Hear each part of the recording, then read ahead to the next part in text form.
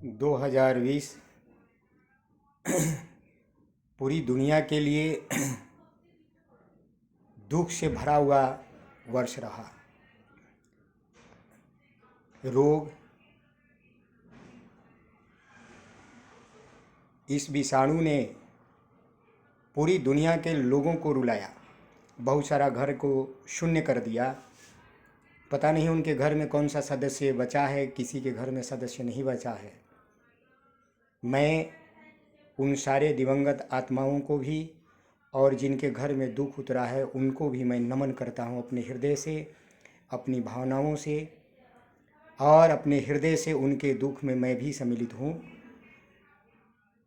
2020 हमें भी काफ़ी परेशान किया। मैं कोरोना वायरस से भी प्रभावित हुआ, डेंगू से भी प्रभावित हुआ और अंततः मेरा एक्सीडेंट भी हुआ था।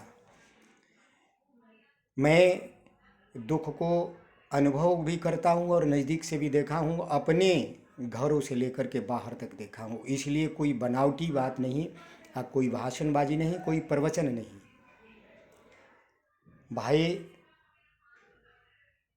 ये जो अचानक वायरस आया, किस देश ने उत्पन्न किया, हो सकता है आज मनुष्य का चिंतन जो वायरस है, चाहे खतरनाक से खतरनाक वायरस है, उससे भी खतरनाक ये 2 पैरों वाला प्राणी हो गया है जिनको मनुष्य कहते हैं।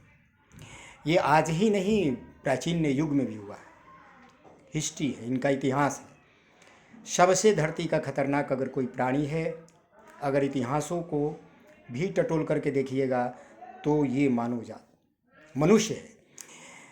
हम मनुष्य, हमारी चिंतन विनाशकारी भी होता है, यानी स्वयं अपने को भी विनाश करते हैं और पूरी दुनिया को भी विनाश कर देते हैं।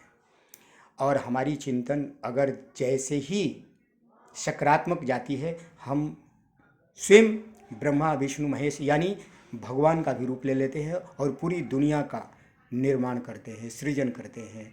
शिल्प कलाओं से पूरी दुनिया को, इस धरती को स्वर्ग बना देते हैं। अब हमारी स्वभाव के ऊपर निर्भर करता है कि हमारी स्वभाव है कैसा, हमारी नीयत कैसी है, हमारी प्रकृति कैसी है। तो आइए हम अपने भारत देश की बात करते हैं, जहां हम रहते हैं। ये देश एक से एक महामनीषियों का देश रहा है। एक से एक महान मनीषी इस धरती पर आए और एक से एक विघटनकारी राक्षस के रूप में, दैत्य के रूप में, बहुत बड़े तोड़ने वाले हिंसक लोग भी इस धरती पर पैदा हुए। एक से एक घिनौना, ऐसे घिनौना करते हैं कि शायद दुनिया के लोग भी अंगुली काट करके चुप हो जाते हैं कि शायद भारत की धरती पर इतने घिनौने लोग भी होते हैं। ये 2 शक्तियाँ भारत की धरती पर चलती है, सृजन की महान शक्ति और विघटन की सबसे निम्न कैटेगरी की शक्ति। तो मैं आज इस लोक चिंतन मंच के प्लेटफॉर्म से मैं अपने भारत के लोगों को यही बात मैं कहूँगा। भाई, मैं किसी पार्टी में, पूर्व में भी मैं बोला, किसी पार्टी ने मैं आज तक मुझे कोई न बुलाया न मैं गया, कहीं नहीं गया, और ना ही किसी पार्टी की तारीफदारी मैं करता हूँ। सारे लोग हमारे हिंदुस्तान के ही है, जिनको वोट देते हैं, जिताते हैं, जिनको गद्दी बनती है वो हिंदुस्तान के लोग के वोट देने से ही बनता है। और जो विपक्ष में बैठते हैं या नहीं बैठते हैं, बाहर रहते हैं या कहीं जीत करके विधायक है, कहीं एमपी है, तो उनको भी भारत की जनता ही वोट देती है।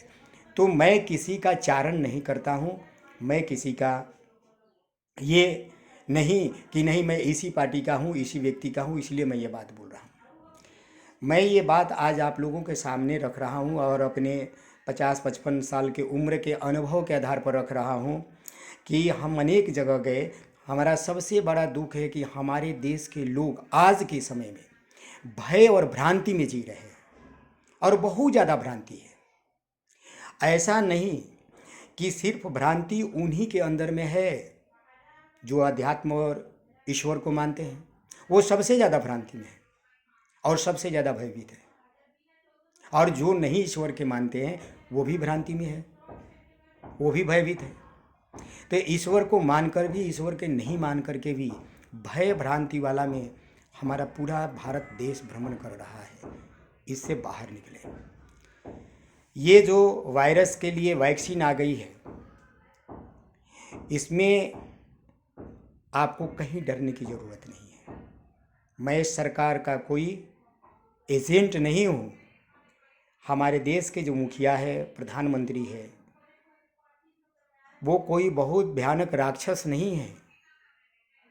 वो कोई ऐसा कसाई नहीं है कि इस वैक्सीन के माध्यम से करोड़ों लोगों की जान ले लेंगे, ऐसा नहीं है। लेकिन मैं कुछ देशों, अपने देश में भी, कुछ और देशों में भी मैं देखता हूँ कि इतने ये धर्म और कुछ राजनीतिक तत्वों में भी लोग बैठे हैं भ्रम फैला देना। और हम अपने दिमाग से कमज़ोर हैं। हम अपने धन और दौलत से ही कमज़ोर नहीं, अपने दिमाग से भी कमज़ोर है।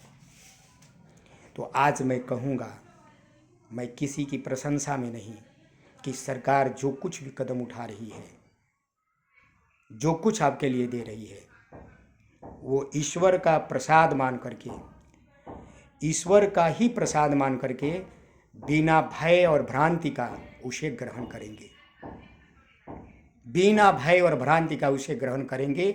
आपके जीवन के लिए है, आपके बच्चे के जीवन के लिए है, आपके परिवार परिजन के जीवन के लिए है। इसलिए उनको आप ज़रूर ध्यान देंगे कि हम जो कुछ ले रहे हैं वो भगवान की प्रसाद है, और अपनी जीवन की सुरक्षा के लिए और जो समाज में लोग हैं उनकी जीवन की सुरक्षा के लिए। इसी मंच पर मैं सरकार और सरकार की जितनी मिशनरियाँ हैं या उनके जो लोग हैं, प्रखंड स्तर से लेकर पंचायत स्तर तक जितने भी उनके माध्यम हैं, मैं सरकार से कहूँगा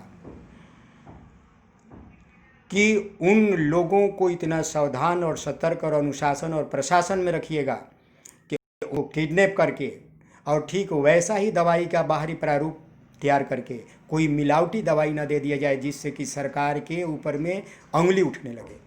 देखो फलाने जगह तो वायरस ये वैक्सीन चला था, वहाँ के लोगों को ये रिएक्शन हो गई। क्योंकि यहाँ है, हमारे हिंदुस्तान में इस तरह के लोग हैं।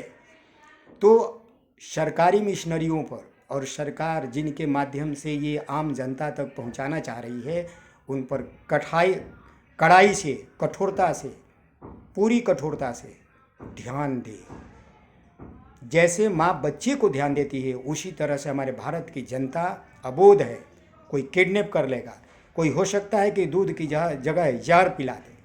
तो इस पर हम अपने सरकार से निवेदन करेंगे कि इस कठोरता पर ज़रूर ध्यान देंगे।